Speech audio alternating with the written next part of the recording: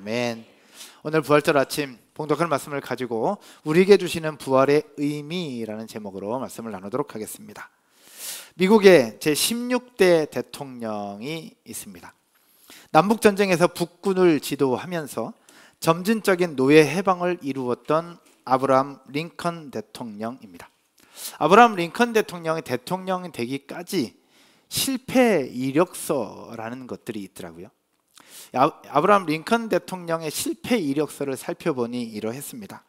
22살에 사업을 시작했지만 실패합니다. 23살에 하원 의원으로 선거에 나갔지만 실패합니다. 25살에 다시 창업을 했지만 또 실패합니다. 26살에 사랑하는 애인이 죽습니다. 27살에 신경쇠약으로 정신과 치료를 받았고요. 34살에 국회의원으로 선거 나갔지만 또 낙선. 37살에 국회의원 선거 낙선. 39살에 국회의원 선거 낙선. 46살에 상원의원으로 다시 출마했지만 또 낙선. 47살에 미국 부통령으로 입후보를 도전했으나 좌절. 49살에 상원의원 입후보 경선에서 패배. 그러다가 52살에 드디어 미국 대통령에 당선을 합니다. 이 사람이 그 유명한 아브라함 링컨 대통령의 모습입니다. 실패는 성공의 어머니라고 하는 말이 있죠. 이 말은 예나 지금이나 마찬가지라고 생각됩니다. 세상을 바꾸는 위대한 인물들의 모습을 보면 수없이 많은 실패 끝에 성공했다는 경력을 가지고 있습니다. 그들이 만약 실패를 두려워하고 겁을 냈다면 오늘의 결과는 갖지 못했을 것 같습니다. 링컨 같은 대통령도 나오지 않았을 것이고요. 오늘은 부활절 예배로 함께 드립니다. 해마다 찾아오는 부활절이지만 오늘 우리에게 주시는 이 부활절 아침에 부활의 의미를 되새기면서 이 부활절과 나와 어떤 연관이 있는지, 그리고 부활절을 통해서 우리에게 무엇을 말씀하고 있는지를 함께 깨닫고 부활절 예배를 드리면서 우리 인생과 삶이 새롭게 거듭나는 귀한 시간이 되기를 주님의 이름으로 축원드립니다. 부활은 사전적인 의미로 다시 살아난다라는 뜻을 가지고 있습니다. 얼마 전에 우리 새로 오신 새가족분들과 함께 공부를 하다 보니 예수님의 십자가와 부활을 얘기하는데 이렇게 얘기를 하더라고요. 목사님, 그거 돌아가신 것 아니고 3일 동안 기절했던 거 아니에요? 라고 말씀하시더라고요. 3일 동안 기절했다가 깨어난 것 아니냐, 분명히 그렇게 질문할 수 있었습니다. 그래서 설명을 다 드렸어요. 예수님의 죽으심도 진짜고 부활도 진짜였다고. 온몸에 창자국과 온몸에 물과 피를 흘렸던 그 증거들이 지금도 있다. 그래서 죽으심도 사실이고 부활도 사실이다. 예수님이 부활했다는 사실들, 그 예수님 부활하신 이후의 행적들이 지금도 기록들에 많이 남아 있는데, 그 중에 하나가 성경을 보면 안식 후 첫날 아침 막달라 마리아에게 나타납니다. 그리고 제자들에게 보여주셨고요. 엠마오로 가던 두 제자에게도 나타나십니다. 그리고 일주일 후에 마가다락방 제자들이 모여있는 곳에 나타나셔서 부활하심을 보여주셨고요. 어느 날 새벽에 갈릴리 바닷가에서 고기 잡고 있던 베드로와 몇몇 제자들에게 나타나셨습니다. 이런 예수님의 행적들을 보면 예수님의 부활은 기정사실이고 역사적 사실임을 알 수 있습니다. 예수 그리스도께서 십자가 죽으시고 다시 살아나셨다는 사실들을 여러분들 믿으십니까? 정말 믿으십니까? 예수님을 믿고 부활을 믿는 이들에게 부활의 능력을 경험하는 주인공이 될 줄로 믿습니다. 오늘 아침에 우리에게 주신 부활의 의미를 찾아보면 무엇일까? 오늘 호언장담했던 베드로의 모습을 보면서 베드로를 중심으로 한번 살펴보려고 합니다. 여러분, 베드로가 누굴까요? 베드로. 예수님 믿는 사람들은 이미 다 압니다. 그러나 교회 처음 오신 분들도 계시고 또 새가족분들도 계시니 베드로가 누군지를 잠깐 설명드리면, 예수님에게는 12명의 제자가 있었습니다.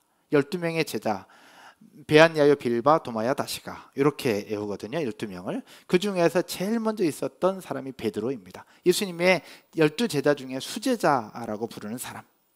다른 제자들이 예수님을 모른다고 하고 또 예수님과 거리를 두려고 할 때 다른 사람은 몰라도 나만큼은 절대 예수님을 떠나지 않겠다라고 호언장담하며 죽을 때까지 예수님을 따르겠다고 약속했던 사람이 베드로였습니다.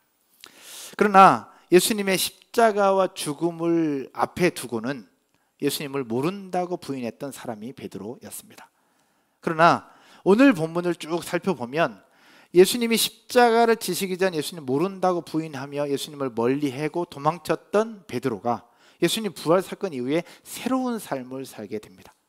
과연 그가 어떻게 새로운 삶을 살게 되느냐? 그러면서 우리에게 주신 부활의 의미가 무엇인가를 잠깐 살펴보려고 합니다. 첫 번째는 따라서 한번 해볼까요? 같이 한번 보겠습니다. 실수는 실패가 아니다. 첫 번째 우리에게 주신 부활의 의미는 실수는 실패가 아니다라는 겁니다. 다른 제자들과 달리 자신은 절대로 주를 떠나지 않겠다고 호언장담했던 베드로의 모습이었습니다. 그러나 예수님은 십자가를 못 박기 위해서 예수님을 잡아가는 군병들 앞에 서서는 베드로는 한없이 작아집니다. 예수님을 잡아가는 군병들을 멀리 서서 쳐다보고 있었던 베드로, 옆에 있었던 누군가가 베드로에게 물어봅니다. 이 사람도 그 도당이라고, 이 사람도 저 사람과 함께 있었던 사람이라고 얘기했을 때 베드로는 나는 아니라고 거부했던 제자였습니다. 성경을 한번 볼까요? 74절과 75절 마태복음 26장의 말씀인데요, 74절 75절에 이렇게 말씀합니다. 그가 저주하며 맹세하여 이르되, 베드로가 얘기하는 겁니다. 베드로가 저주하며 맹세하여 이르되 나는 그 사람이 누구예요? 예수님이죠. 나는 그 사람을 뭐한다? 알지 못하노라 하니 곧 닭이 울더라. 예수님께서 미리 예언하셨거든요. 네가 나를 3번 부인하게 될 것이다. 언제? 닭이 울기 전에. 닭이 울기 전에 네가 나를 3번 부인할 거다 미리 예견하셨는데, 예수님은 베드로는 나는 그런 일이 없다라고 얘기했는데 마침 3번째 부인하고 나서 닭이 딱 울어요. 그때 예수님이 주신 말씀이 생각이 납니다. 75절 같이 한번 읽겠습니다. 이에 베드로가 예수의 말씀에 닭 울기 전에 네가 3번 나를 부인하리라 하심이 생각나서 밖에 나가서 심히 통곡하니라. 아멘. 베드로는 그때 깨달아요. 예수님이 하신 말씀을 그때 생각이 납니다. 그러면서 베드로의 마음속에 심한 고민과 괴로움이 찾아옵니다. 왜냐? 있을 수 없는 실수를 했거든요. 어떻게 그럴 수 있을까? 이건 해서는 안 되는 행동을 그는 하게 됩니다. 치명적인 실수였습니다. 있어서는 안 되는 실수. 여기까지만 보면 베드로는 분명히 실패한 것처럼 보여집니다. 그리고 잠시 후에 또 보겠지만 예수님이 십자가에 달려 죽으신 이후에 베드로는 원래 고향 마을로 나는 고기 잡으러 간다고 그냥 떠나버리고 말아요. 결국 예수님께서 십자가에 달려 죽으시면서 모든 게 다 끝났다라고 생각을 했거든요. 이미 실패한 것처럼 느껴졌어요. 그런데 이런 제자가 또 한 사람이 있습니다. 누굴까요? 가룟 유다입니다. 마태복음 27장에 가룟 유다의 모습을 보여주고 있습니다. 가룟 유다도 예수님의 제자 중에 한 사람이었는데 유다의 모습을 한번 살펴볼게요. 27장 3절입니다. 그때 예수를 판 유다가 그의 정죄됨을 보고 스스로 뉘우쳐 그 은 30을 대제사장들과 장로들에게 도로 갖다 주며. 이게 무슨 얘기냐? 가룟 유다가 은 30냥을 받고 예수님을 로마 군병들에게 넘겨줘요. 팔아버려요. 근데 그러면서 자기가 생각하는 거예요. 정죄됨을 보고 스스로 뉘우쳐서 은 30을 대제사장들과 장로들에게 도로 갖다 줍니다. 나 이거 안 받을게 라고 도로 갖다 주는 모습이에요. 4절 한번 볼까요? 4절에 여러분이 한번 읽겠습니다. 이르되 내가 무죄한 피를 팔고 죄를 범하였도다 하니 그들이 이르되 그것이 우리에게 무슨 상관이냐, 네가 당하라 하거늘. 이때는 너무 늦었어요. 후회합니다. 가룟 유다가. 베드로도 후회하고 떠나요. 가룟 유다도 후회합니다. 그런데 5절 한번 볼까요? 5절 함께 읽겠습니다. 유다가 을을 성소에 던져놓고 물러가서 스스로 목매어 죽은지라. 아멘. 베드로도 고통하며 괴로워했어요. 그러면서 통곡했습니다. 가룟 유다도 통곡했어요. 그리고 은 30에 예수님을 팔았는데 다시 환불하자고 얘기했는데 안 된다고 얘기하니, 네가 스스로 책임지라고 얘기하니 가룟 유다는 그 은 30을 성전에 집어넣고 본인은 가서 목매어서 극단적 선택을 하고 맙니다. 여러분, 유다의 모습 속에 후회하는 것까지는 괜찮아요.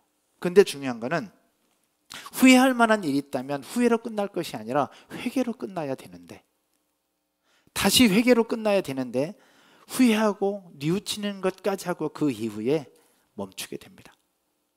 이게 가슴이 너무 아픈 일이죠. 근데 베드로는 달랐어요. 베드로도 똑같이 후회하고 통곡했습니다. 가룟 유다도 후회하고 통곡했습니다. 그러나 가룟 유다는 거기서 목매어 죽는 것으로 끝나버리고 말아요. 그러나 베드로는 유다 달라요. 무엇이 다르냐? 이것이 두 번째 메시지입니다. 부활이 우리에게 주시는 의미 두 번째. 따라서 한번 해볼까요? 다시 시작할 수 있다. 다시 시작할 수 있다는 겁니다. 관점 디자이너라고 불리는 박용우 씨가 자신의 책에서 이렇게 얘기를 합니다. 인생은 직선이 아니라 S자 곡선이다. 지금 좌절에 빠진 사람이건 지금 성공해서 행복한 사람이건 지금의 그 상태는 언제까지나 계속되지 않는다. 실패했다고 생각될 때 그 자리에서 포기하느냐 다시 일어서느냐가 인생을 좌우한다라고요. 그러면서 관점 디자인했던 박용우 씨가 이렇게 얘기를 해요. 인생은 넘어졌을 때가 아니라 일어서는 것을 포기했을 때 실패하는 것이다 라고요. 그러니까 넘어졌을 때 실패하는 것이 아니라 넘어졌다가 일어서는 것을 포기했을 때 그게 바로 실패다라고 이야기를 하고 있다는 겁니다. 오늘 읽은 본문 3절과 4절의 말씀을 볼까요? 예수님이 십자가 달려 죽으신 이후에 베드로는 그냥 심한 통곡 속에 있었던 사람이에요. 근데 그 베드로가 유다는 그 상황들을 해결하지 못하니 그냥 목매어 죽는 것으로 선택했지만 베드로는 달랐어요. 어떻게 달랐느냐? 3절과 4절의 말씀을 한번 보겠습니다. 3절과 4절에 베드로가 그 다른 제자가 나가서 무덤으로 갈새. 즉 막달라 마리아가 예수님의 시신이 없다고 제자들에게 얘기를 한 거예요. 그랬더니 그때 베드로와 또 다른 제자라고 얘기했는데 이 제자는 요한입니다. 베드로와 요한이라는 제자가 무덤으로 가는 거예요. 근데 어떻게 가느냐? 4절 한번 읽겠습니다. 다 같이요. 둘이 같이 뭐 하더니? 다름질하더니 그 다른 제자가 베드로보다 더 빨리 달려가서 먼저 무덤에 이르러. 그 다른 제자는 요한이에요. 즉 요한이 베드로보다 더 빨리 달리긴 했는데 둘이 같이 뭐 했는 거예요? 빨리 달려서 무덤으로 간 겁니다. 그럼 베드로 입장에서 볼 때 예수님 앞에 너무 죄송한 일을 했고 실수를 하고 엄청난 잘못을 저질렀는데 예수님에게 다시 가고 싶겠냐는 거예요. 물론 돌아가셨지만 다시 가고 싶겠냐? 그냥 떠나버리면 그만일 건데. 그러나 베드로는 그렇지 않았다는 겁니다. 본인의 실수한 것, 잘못한 것에 대해서 그냥 끝내버린 사람이 아니라는 거예요. 다시 그곳으로 달려가는 베드로의 모습을 보여주고 있습니다. 요한복음 21장에 보면 예수님 십자가 사건 이후에 베드로가 어떻게 했느냐가 성경에 기록하고 있습니다. 3절 한번 볼까요? 예수님이 십자가 사건 이후에 베드로가 어떻게 했느냐? 시몬 베드로가 얘기합니다. 나는 뭐하러? 물고기 잡으러 가노라. 이미 예수님이 십자가에 죽으시면서 다 끝났다고 생각한 거예요. 다 끝났다고 생각하고 그냥 나는 고기 잡으러 갈게 하고 그냥 가버리는 거예요. 베드로만 간 것이 아니라 다른 제자들도 다 갔죠. 가룟 유다만 목매어 죽고 그들이 우리와 함께 가겠다 하고 나가서 배에 올랐으나 그날 밤에 아무것도 잡지 못하였더니 이랬던 사람이 베드로였습니다. 사랑하는 여러분, 베드로의 모습과 행동들을 보면서 부활절 아침 우리가 기억해야 될 것은 무엇이냐? 부족함도 있고 실수도 있을 수 있습니다. 사람들이 볼 때 실패처럼 느껴지는 것도 있고요, 아픔처럼 느껴지는 것일 수 있어요. 우리 원석 집사님 고백했던 것처럼 그 힘든 과정 1년 반이라는 시간 동안 그 고통 속에서 많은 사람들이 힘들 수 있어요. 제가 원석 집사님과 그때 밥을 먹으면서 그렇게 얘기했어요. 죽지 마라고 얘기했어요. 정확하게 얘기했어요. 죽지 마. 대놓고 얘기했어요. 죽지 말라고. 네 아내와 네 아이들이 있잖아. 죽지 말라고. 근데 그때 상황은 정말 그러고 싶을 만큼 힘들었거든요. 이 베드로의 모습이 그랬어요. 부족함이 있고 실수도 있을 수 있었어요. 그러나 가룟 유다와는 정반대의 모습으로 다시 예수님께로 달려가는 거예요. 돌아가셨지만 그 예수님께로 다시 달려가는 베드로의 모습을 보여주고 있다는 겁니다. 사랑하는 여러분, 이 부활절 아침에 실수한 것은 실패가 아니라는 것을 기억하고 다시 일어서서 다시 달려갈 수 있는 저와 여러분 모두가 되기를 주님의 이름으로 축원드립니다. 인생은 순간이단을 썼던 최강야구의 김성근 감독님이 이렇게 얘기를 해요. 파울 쳤다는 것은 진 것이 아니다. 파울을 쳤다는 것은 실패한 것이 아니다. 파울을 쳤다는 것은 또 한 번의 기회가 주어졌다는 의미다라는 거죠. 여러분, 실수한 것은 실패가 아니에요. 실수했다는 것은 무엇이냐? 다시 시작할 수 있는 또 하나의 발판이 마련되었다는 사실들을 기억하면서 이 부활절 아침 다시 일어서고 다시 시작하는 여러분 모두가 되기를 주님의 이름으로 축원드립니다. 구약 성경에도 이런 얘기가 있잖아요. 다윗 왕의 모습입니다. 우리아의 아내 밧세바를 범합니다. 그리고 자신의 죄를 숨기기 위해서 그 남편까지 전쟁터에서 보내 죽게 만들어요. 지난 금요일날 나눴던 것처럼 이 어마어마한 잘못을 저질러요. 극악무도한 잘못을 저질러요. 그러면 안 되는 사람이에요. 왕인데, 하나님의 사람이라고 하고 하나님께서 세우신 왕인데 그러면 안 되는 사람이었어요. 그런데 그런 잘못을 저질러. 그때 나단 선지자가 책망합니다. 다윗 왕은 나단 선지자의 책망을 듣고 거기서 돌이켜요. 그러면서 하나님 앞에 다시 엎드려서 회개하면서 다시 일어서고 다시 회복되었을 때 하나님께서는 그를 하나님 마음에 합한 왕으로 다시 불러주시면서 오늘날 이스라엘의 역대 왕들 중에 가장 존경받는 왕으로 세워진 사람이 다윗의 모습입니다. 그게 다윗 왕이에요. 그러나 똑같은 왕이었지만 다른 모습이 바로 다윗 왕보다 앞서 있었던 사울 왕입니다. 사울 왕은 사무엘 선지자를 제치고 본인이 제사 드리면 안 되는 그 일을 하면서 제사를 대신 드려버려요. 그 모습을 가지고 사무엘 선지자가 책망합니다. 왜 네가 그런 일을 했느냐? 그랬을 때 사울 왕은 자신의 잘못을 인정하지 않아요. 백성들 때문에 그랬다. 백성들이 그랬다. 하나님 앞에 더 잘 드리려고 했다. 온갖 변명을 늘어놓습니다. 거기서라도 다시 돌이켰으면 좋겠는데 사울 왕은 돌이키지 않아요. 결국 어떻게 하느냐? 전쟁터에서 죽고 말죠. 가룟 유다와 비슷한 모습입니다. 사랑하는 여러분, 오늘 부활절 아침 우리에게 주시는 의미가 뭐냐? 예수 그리스도의 부활은 죽음의 권세를 이기고 다시 새로운 생명으로 살아난 사건이 부활입니다. 믿으시기를 주님의 이름으로 축원드립니다. 예수 그리스도의 십자가 사건, 인간적인 시각으로 보면 모든 게 다 끝났다고 생각되는 그 순간이에요. 그러나 예수 그리스도의 십자가 사건과 부활은 끝났다고 생각되는 그것이 아니라 예수 그리스도의 부활과 함께 다시 새로운 생명이 꽃피는 것이고 다시 살아나는 기회, 살아나는 인생, 살아나는 사명이 다시 있다는 것이 우리에게 주신 부활의 의미라는 사실을 기억하고 이 부활절 아침에 다시 일어설 수 있기를 주님의 이름으로 축원드립니다. 우리 인생을 살펴보면 힘들고 어려운 일이 참 많습니다. 고통도 있고요, 괴로움도 있습니다. 어떻게 내 인생에 이런 일이 있을까 싶을 만큼 아픈 일이 너무너무 많습니다. 우리 앉아있는 이들 중에서도 고통과 괴로움이 있는 분들이 있어요. 1년 넘게 눈물로 살았던 사람들도 있을 것이고요. 그 속에 고통과 아픔으로 또 다른 생각, 안 좋은 생각까지 했던 사람이 있을 수 있습니다. 그러나 여기서 끝나면 안 된다는 거예요. 왜? 오늘 아침에 요양원에서 함께 이 말씀 나눌 때에 한 할머니가 그 얘기 하시더라고. 설교 다 끝나고 예배 끝났는데 할머니가 그 말씀 하셨는데 저한테 확 와닿았어요. 목사님, 심장이 뛰는 한 끝난 게 아니죠? 딱 그 얘기 하시는 거예요. 따라서 한번 해볼까요? 심장이 뛰는 한 끝난 게 아니죠? 제 20분 동안 설교했는데 설교한 것보다 그 한마디로 다 끝나더라고요.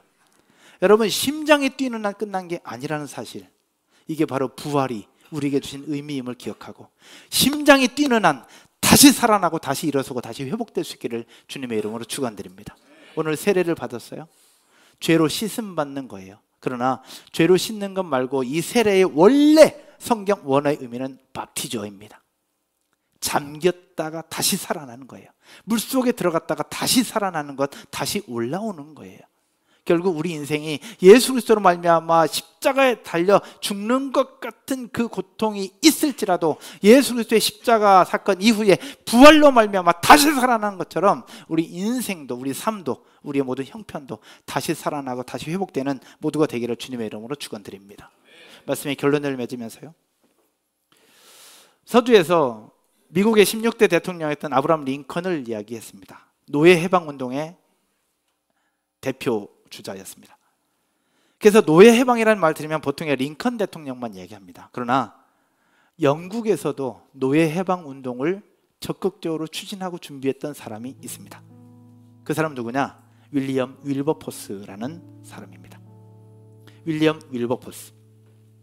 윌리엄 윌버포스의 인생을 보면 아브라함 링컨과 비슷합니다. 성공한 사업가 가문 출신이었습니다. 그래서 아버지의 사업을 물려받아서 사업을 할 것 같았는데 이 윌버포스는 아버지의 사업을 물려받은 것이 아니라 정치가로 입문합니다. 하지만 정치가에 입문해서 본인의 목표와 하나님을 믿는 믿음의 사람이었는데 하나님께서 자신에게 주신 사명은 노예 해방이라고 하는 사명을 받고 정치계에 입문합니다. 그러나 영국 땅에서 노예 해방은 이루어질 수가 없었어요. 왜? 영국의 경제, 영국의 상황, 영국의 모든 것들을 이루어내는 주 원인은 노예 제도를 통해서 이루어져 왔거든요. 근데 그 노예 제도를 폐지시킨다? 노예를 해방시킨다? 이거는 거의 백발백중 불가능한 일이었습니다. 근데 그 일을 윌리엄 윌버포스가 이루고 싶은 거예요. 그리고 매일 하나님 앞에 엎드려 기도합니다. 근데 윌버포스가 어떤 모습을 보여주느냐? 2번의 암살 위험을 받습니다. 2번이나 죽을 뻔해요. 그걸 반대하고 있는 사람들이 죽이려고 했던 거죠. 함께 했던 친구들이 배신하며 떠납니다. 그리고 노예 해방 입법안을 통과하고 싶어서 올렸는데 또 실패합니다. 또 실패, 또 실패. 그렇게 장장 몇 년 동안을 투쟁했느냐? 46년. 46년 동안을 투쟁을 합니다. 되는 것처럼 보이지만 안 되고, 되는 것처럼 보이지만 안 되고, 또 안 되고, 또 안 되고, 그렇게 46년. 놀라운 사실은 1833년 74세의 일기로 윌리엄 윌버포스는 세상을 떠납니다.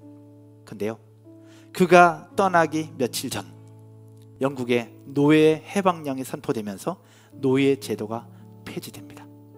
결국 윌리엄 윌버포스는 본인이 죽기 며칠 전 노예 제도가 폐지되는 것을 듣고 세상을 떠나요. 윌리엄 윌버포스가 자신의 일기에서 이렇게 썼더라고요. 계속된 실패 속에서도 끝까지 싸울 수 있었던 이유가 있다. 나는 예수 그리스도의 부활을 믿는다. 노예로 살아가는 이들에게도 인간적인 삶에 대한 부활이 필요하다. 그래서 나는 부활의 능력을 믿는다라고요. 사랑하는 여러분, 부활절 아침입니다. 1년에 한 번 찾아오는 이 부활절, 그냥 드려야 되는 부활절이 아니라 우리 인생과 삶의 새로운 시작이 되는 부활절 아침이 되기를 주님의 이름으로 축원드립니다. 혹여나 여러분들 중에 실수한 것 같고, 실패한 것 같고, 넘어진 것 같고, 이제는 안 될 것 같은 생각이 혹시 드는 분 계시다면 심장이 뛰는 한 끝난 것이 아니죠. 예수 그리스도의 부활로 말미암아 다시 뛰는 이 심장 붙잡고 다시 일어서는 저와 여러분 모두가 되기를 주님의 이름으로 축원드립니다. 자리에서 한번 일어나셔서 우리 찬양 한 곡 드리고 기도하도록 하겠습니다.